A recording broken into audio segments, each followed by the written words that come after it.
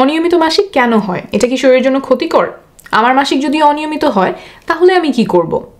প্রথমে বলি কখন আপনি বুঝতে পারবেন যে আপনার মাসিক অনিয়মিত হচ্ছে। এক মাসিক থেকে শুরু হবার পরে পরবর্তী মাসিক শুরু হওয়ার মাঝে গড়ে 28 দিনের একটা গ্যাপ থাকে। অর্থাৎ মাসের 1 তারিখে যদি আপনার মাসিক শুরু হয় তাহলে আবার মাসের 29 তারিখে পরবর্তী মাসিক শুরু হওয়ার কথা। কিন্তু সবসময় একদম কাটায় 28 দিন পর মাসিক হয় না এবং সেটা খুবই স্বাভাবিক। একটা মাসিক থেকে আরেকটা মাসিক শুরুর ব্যবধান 21 দিন থেকে 35 দিনের মতো হতে পারে। সুতরাং 35 দিন পর্যন্ত দেরি হওয়াটা স্বাভাবিক, অনিয়মিত মাসিক নয়। আমাদের এক একজনের শরীর এক এক রকম, আবার নিজের শরীর এক এক সময় এক এক রকম থাকতে পারে। যেমন স্ট্রেসের মধ্যে দিয়ে যেতে পারে, কোনো অসুস্থতা হতে পারে, ওজন খানিকটা বেশি কম হতে পারে। তাই সবার সবসময় মাসিক 28 দিন পর হয় না, কয়েকদিন আগে পরে হতেই পারে এবং সেটা স্বাভাবিক। তবে যদি এক মাসিক থেকে আরেক মাসিক শুরু হওয়ার এই মাঝের সময়টা এর থেকেও বেশি হয় বা এর থেকেও কম হয়, অর্থাৎ 21 দিনের আগেই আবার দ্বিতীয় মাসিক হয়ে যায় বা 35 দিনেরও বেশি সময় পরে গিয়ে দ্বিতীয় মাসিক হয়, তাহলে সেইটা হবে অনিয়মিত মাসিক।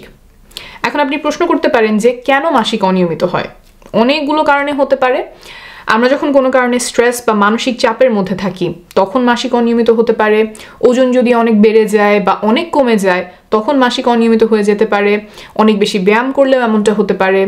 তারপর নির্দিষ্ট কিছু জন্ম নিয়ন্ত্রণ পদ্ধতি আছে, যেমন মিনি পিল, জন্ম নিয়ন্ত্রক ইনজেকশন, এগুলো ব্যবহার করলে পার্শ্ব প্রতিক্রিয়া হিসেবে মাসিক অনিয়মিত হতে পারে। আবার বয়ঃসন্ধিকালে মেয়েদের যখন প্রথমবারের মতো মাসিক শুরু হয় সেই সময়টাতে মাসিক অনিয়মিত হতে পারে। মেনোপজ বা মাসিক একেবারে বন্ধ হয়ে যাওয়ার আগের সময়টাতেও মাসিক অনিয়মিত হতে পারে। মেনোপজ সাধারণত 45 বছর বয়সের পরে দেখা যায়। আর গর্ভধারণ করলে যে মাসিক বন্ধ থাকে সেটা আপনারা সবাই জানেন। অর্থাৎ অনেকগুলো কারণে মাসিক অনিয়মিত হতে পারে। অনিয়মিত হওয়া মানেই যে শরীরে কোনো রোগ হয়েছে, খুব দুশ্চিন্তার কিছু হচ্ছে, এমনটা না। তবে কখনো কখনো কিছু রোগের কারণে মাসিক অনিয়মিত হতে পারে, যেমন থাইরয়েডের সমস্যা, পলিসিস্টিক ওভারি সিনড্রোম বা পিসিওএস রোগের কারণে এমনটা হতে পারে। তাই আপনার যদি মাসিক অনিয়মিত হয় তাহলে অবশ্যই একজন গাইনি ডাক্তার দেখাবেন। কোনো রোগের কারণে আপনার এমন হচ্ছে কিনা সেটা তিনি খতিয়ে দেখতে পারবেন। বিশেষ করে যদি অনিয়মিত মাসিকের পাশাপাশি ওজন বেড়ে যায় বা ওজন কমে যায়, ক্লান্ত লাগে, মুখমণ্ডলে চুল গজায়, ত্বকটা তেলতেলে বা শুষ্ক মনে হয়, ব্রণ ওঠে কিংবা অন্য কোনো ধরনের শারীরিক সমস্যা দেখা দেয়, তাহলে অবশ্যই একজন গাইনি ডাক্তার দেখাবেন।